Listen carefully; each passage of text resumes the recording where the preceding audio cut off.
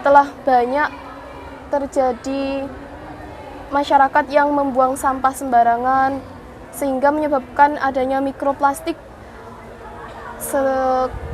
Selain itu juga vegetasi di area Das Brantas yang mulai berkurang. Keragaman flora dan faunanya juga demikian. Mengubah kebiasaan-kebiasaan itu dan melakukan penanaman vegetasi di sekitar Das Brantas.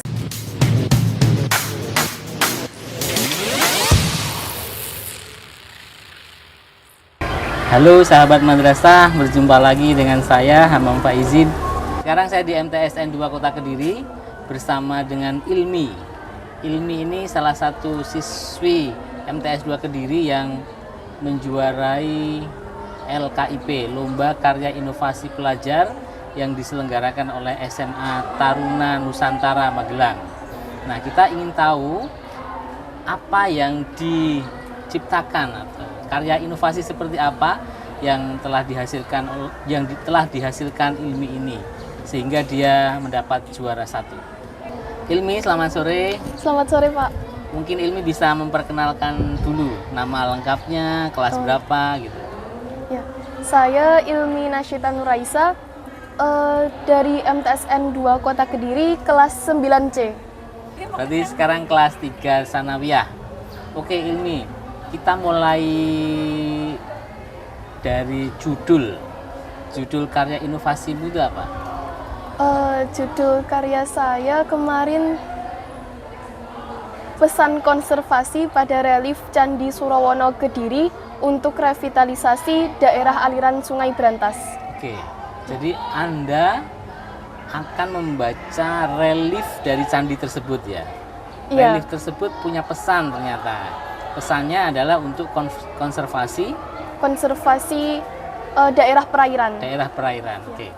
Candi apa namanya tadi? Candi Surawono. Candi Surawono itu letaknya di mana? Di daerah mana? Kabupaten Kediri. Di Kabupaten Kediri. Ya. Itu kira-kira candi itu berdiri kapan? Menurut referensi yang telah saya baca, sekitar 14 Masehi. 14 Masehi ya? Ya. 14 Masehi berarti masih zamannya siapa itu? Kerajaan Majapahit. Kerajaan Majapahit. Oke. Relief itu apakah selama ini belum pernah ada yang membaca? Belum pernah ada yang melakukan kajian terhadap itu? Oh iya. Menurut juru pelihara candi, telah dilakukan beberapa penelitian di Candi Surawono sendiri. Salah satunya juga mengartikan pesan dari relief itu sendiri, tapi diambil dari sudut pesan moralnya. Oke. Ya. Sedangkan kamu pesan untuk konservasi. Oke. Nah, relief itu tuh berupa tulisan atau pahatan patung atau apa? Oh, berupa pahatan cerita. Cerita. Ya. Jadi huruf. Gambar yang ya? Kayak patung-patung gitulah ya. Itu ternyata punya cerita sendiri. Ya, berkesinambungan begitu. Berkesinambungan. Itu kira-kira luasnya berapa, panjangnya berapa? Untuk luasnya saya kurang kemarin gitu nggak? Kan relief kan kayak dinding gitu ya, iya. Dinding kemudian ada cerita-ceritanya, ada gambar sandiwaranya gitu. Itu yang kamu teliti sehingga kamu mendapatkan pesan itu tuh berapa panjangnya? Itu untuk panjangnya sendiri ada 2 bentuk.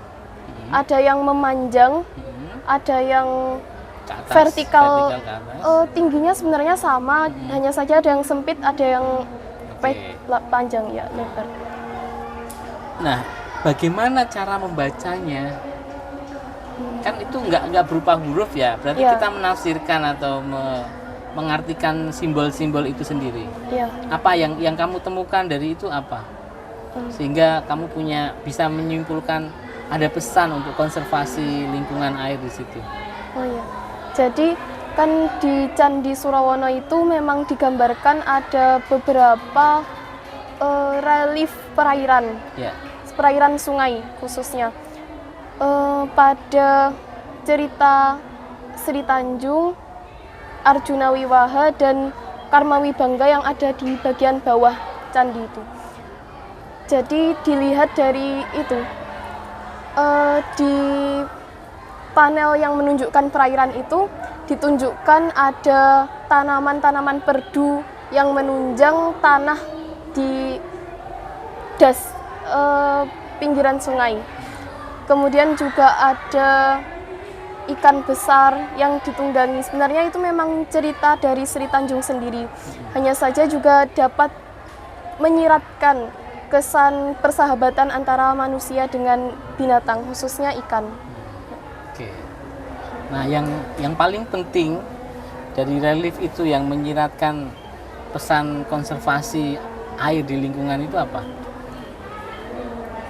Adanya keseimbangan ekosistem. Oke. Jadi dari banyaknya tanaman pandan laut di sana, kemudian manusia juga memancing masih dengan cara yang sederhana.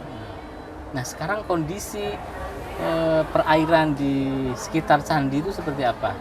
Apakah sudah mulai rusak sehingga kamu mengambil pesan dari itu untuk masyarakat sekitar agar melakukan konservasi begitu? Nah, sekarang kondisinya seperti apa? Untuk Das Berantas sendiri itu dia melewati mungkin jaraknya tidak yang sangat dekat dengan candi, hanya saja masih dalam cakupan yang cukup dekat. Kondisi di Das Berantas seperti yang kita ketahui telah banyak terjadi masyarakat yang membuang sampah sembarangan sehingga menyebabkan adanya mikroplastik. Selain itu juga vegetasi di area Das Berantas yang mulai berkurang. Keragaman flora dan faunanya juga demikian.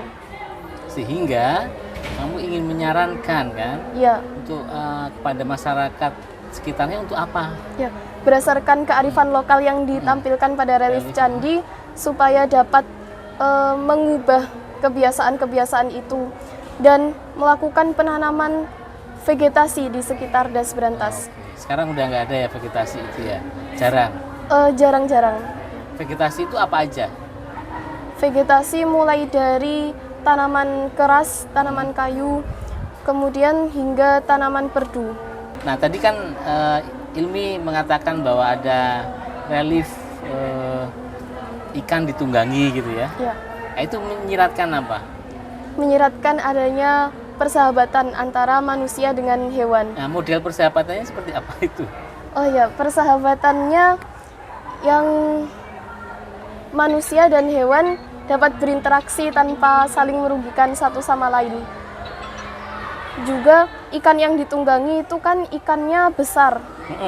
Berarti manusia kemungkinan paling besar pemahat relief candi pada saat itu terinspirasi oleh Das Berantas sebagai sungai paling besar yang penting terdekat dengan lokasi Candi Surawono. Oke, menarik ini ya. Tapi saya ingin tahu nih, kenapa kok tiba-tiba ngangkat, bukan tiba-tiba, tentu ada ceritanya ya. Kenapa kok ngangkat itu, relief itu? Apakah kamu sering berkunjung ke candi? Atau kamu dapat inspirasi dari mana itu bisa melihat atau mengambil perspektif pesan konservasi air itu? Kebetulan sejak kecil saya memang sering diajak ayah utamanya untuk melihat situs-situs peninggalan zaman dahulu seperti candi dan mungkin museum-museum seperti Trinil dan Sangiran. Ya, Trinil dan Sangiran ya.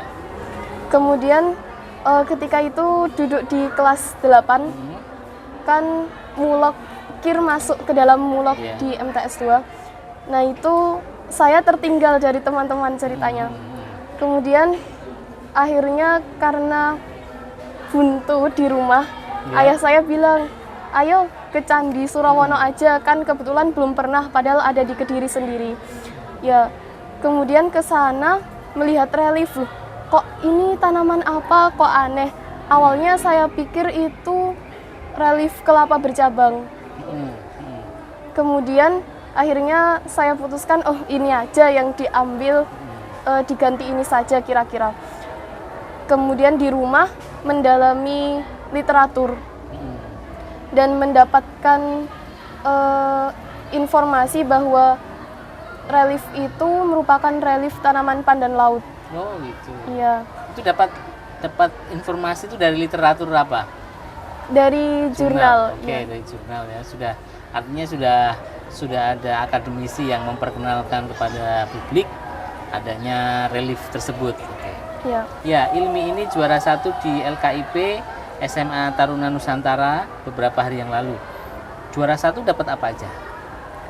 Alhamdulillah dapat piagam, Piagam sama kemudian medali, medali, dan uang uang pembinaan. iya. Berapa? 5 juta. 5 juta, oh keren. 5 juta. Masih muda, berprestasi, mendapatkan juara. Baik Ilma, mungkin sebagai penutup Ilma, kan namanya riset itu ya susah-susah gampang kan. Iya.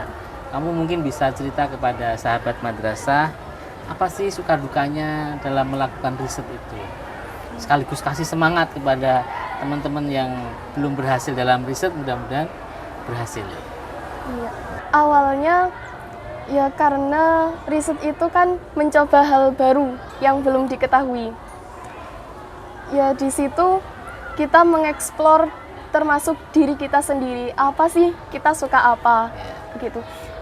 Untuk susahnya karena memang riset itu sesuatu yang tidak diketahui sebelumnya. Jadi ya itulah kita berusaha mengetahui sesuatu yang tidak diketahui atau belum diketahui sebelumnya. Oke, itu risetmu tentang relief candi itu berapa lama kamu lakukan sehingga bisa sampai pada kesimpulan adanya pesan konservasi itu? Kalau lama waktunya sendiri, saya sebenarnya mulai ada tercetuskan ide yang saya ceritakan tadi itu pada bulan Januari tahun ini. Iya. Berarti lumayan ya, sudah 11 Iya, ada bulan. 9 bulan ya. ya, 9 bulan. Kemudian tapi selama perjalanan itu saya beberapa kali merubah fokus. Hingga akhirnya sekitar 3 bulan sebelum mengirimkan naskah untuk lomba itu pengubahan fokus yang terakhir. Siapa yang paling berpengaruh nih dalam risetmu? Orang tua kah, pembimbing? Tentunya pembimbing saya, Bu Eni, dan ayah saya. Oke, menarik sekali cerita Ilmi. Mudah-mudahan sahabat madrasah terinspirasi dengan cerita Ilmi dan prestasi-prestasi yang didapatkan oleh Ilmi selama ini. Mudah-mudahan apa yang kita perbincangkan tadi bermanfaat. Terima kasih Ilmi sudah mau menemani saya berbincang tentang riset. Saya kira cukup sampai di sini. Assalamualaikum warahmatullahi wabarakatuh.